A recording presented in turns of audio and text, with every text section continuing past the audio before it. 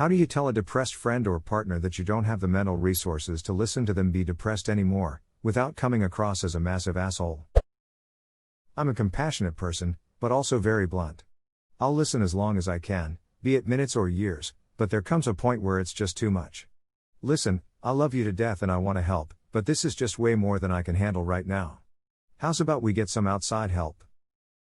This is a really good answer. Might be the best way of saying it. You aren't a massive asshole for doing that. You're in no way obligated to set yourself on fire to keep other people warm. Edit, oh dear. Seems like there's a bunch of assholes in the replies looking to start trouble. To be a bit more specific, I'm not saying you shouldn't help your friends where you can, you definitely should. But make sure your own shit is together before you do so. Like they say on the airline safety videos, please ensure your own breathing mask is securely fastened before helping others. Dark Souls intensifies. Time to link the first flame gamers. But, like they said, you don't have an obligation. You can become a Dark Lord instead. KATHE time. You're always in your own right to say, you know what, I really want to help you, but you need more than I can give you, and I'm pulling on my own reserves in order to be there for you. I want to be there, but I just can't, not to the extent you need me to be. You need more and better help than me. It can be so hard when being that depressed person, to realize what a burden you're putting on others, especially if they never say it. I've lost many friends by being the depressed one, and never being told they couldn't give me what I needed and that I was essentially pulling them down with me. Now, I wish they'd told me they couldn't bear it, and that I needed more than just them. One of the things that helped my wife and I was realizing that she didn't really need me to be listening attentively while she decompressed. Like, she would be saying all the same stuff again, and I'd be there, but I'd be cooking and thinking about my own stuff. It felt like a halfway step. As a depressed person, it feels like a burden for anyone to listen to me. Even if it's a professional. This leads to thoughts of no way out. That's part of depression. Feeling guilty constantly. Sad thing is, that feeling won't stop. I feel very sorry for anyone I unload to. Maybe make it constructive? Like take it as an opportunity to help them find a therapist counselor so they don't have to rely on you as much as their emotional crutch. I do not envy your position though. I get it, you want to help your friend but you can't sacrifice your own mental health for it. That's perfectly fair and don't let anyone tell you otherwise. Best of luck. I tried doing this with my best friend who I love to bits. He ended up not talking with the counselor on his own and refused to for the first few sessions, so I had to be there nearly every session.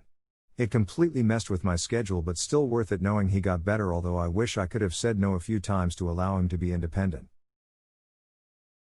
He probably needed a familiar face to get comfortable with the counselor. That's fairly common.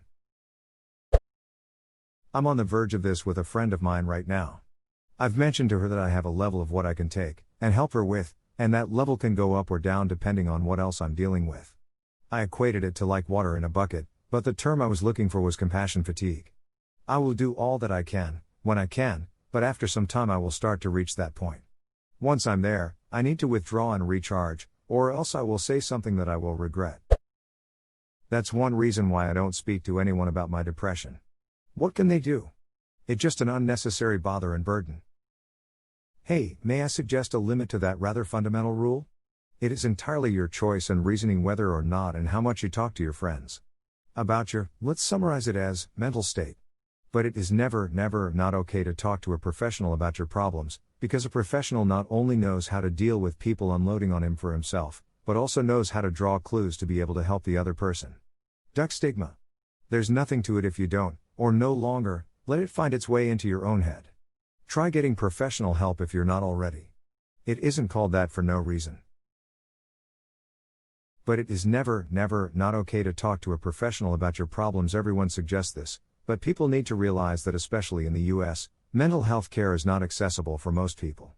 I have pretty good health insurance through my employer, but even then I'm looking at paying hundreds for each appointment, and most providers only have appointments in the middle of the workday. How is someone unemployed or uninsured supposed to pay that? How is someone who works paycheck to paycheck supposed to justify taking hours off of work to talk to a psychiatrist? Professional help is probably a good idea for most depressed people, but it's not realistic for many. As someone who is depressed themselves, I know the best way someone has conveyed it to me is something along the lines of I love you and support you and will be there for you, but I don't have the emotional capacity to help you deal with what you're going through. Try just being gently honest. I went through a very tough time and tried to lean on someone I thought was a friend. She ghosted me and barely spoke to me for 6 months, even after I contacted her asking if she was okay. I found out later that she was going through a lot of stress before her wedding, but from my perspective I lost a friend in a time when I needed friends, and felt very hurt about it. If she'd been honest we might have been able to save the friendship. Cannot fault so many good answers here. Caregiver fatigue or burnout is a real thing. It can have real serious consequences in institutional environments, and professional caregivers are taught to recognize the signs. Friends and partners do not have this backup, and will likely start to experience feelings of guilt or inadequacy when they reach this point. Find a professional for the depressed person. Find someone to speak to about your fatigue. This does not mean you have failed or are an asshole. You just need to process the load that has been dumped on you. Where's the comparison copy pasta about holding on to rope when you need it? Someone asks you to hold a rope so they don't fall, so of course you help, then you realize they aren't trying to climb and in fact sometimes keep slipping further down. You keep on pulling and eventually you might even pull them up, but they ask you to hold on to the rope in case they fall again. It's not your responsibility, but nobody wants to see someone suffer, so if they start falling again, of course I'll grab the rope, but we can't keep doing this. Then they blame you and say I'm not even falling yet, you're not even prepared to hold the rope just in case. You then feel guilty about not holding rope when it's not your fault. So you either pass the rope to someone else or find something to tie it to, exercise, medication, etc. But whatever happens, you feel compelled to be there in case the other person lets go or the rope snaps from what you tied it to. I absolutely butchered it, but you get the idea. I had a friend constantly dangle the idea of suicide to me every time things got tough. It really took a massive toll on my mental health too. This was my turning point in realizing I don't need to experience the same thing for me to help them. I walked away from that friendship. Have you considered telling the friend or partner that you're not equipped to single-handedly help them through their difficulties, and that they should seek professional counseling, where you'd still be there to support them as best you can? In stark terms, it comes down to the fact that you don't have the formal and professional qualifications, along with the experience, to help that person out on your own. That's not being an asshole, but acknowledging the reality of the situation whilst still affirming that you care. I've used the chicken soup metaphor. If my partner has a cold, I'll make them chicken soup. I'll bundle them up on the couch, I'll make sure the chores get taken care of. Because partners support one another, and most of the time chicken soup in a warm blanket can get you through a cold. If my partner has pneumonia, they need to get their ass to a hospital. This is a serious, life-threatening condition that needs to be treated by a professional.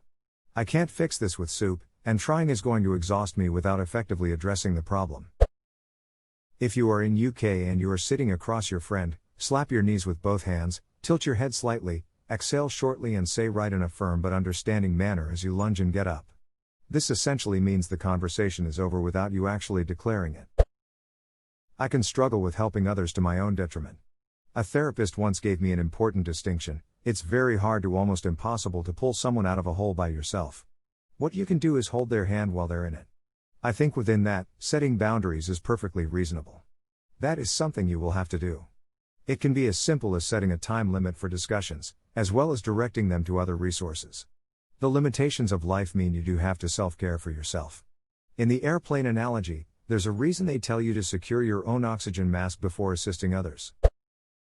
Literally that. Tell them you don't have the headspace right now. That you're also dealing with a lot on your mind at the moment. Sometimes you just don't have it in you to share another's burden.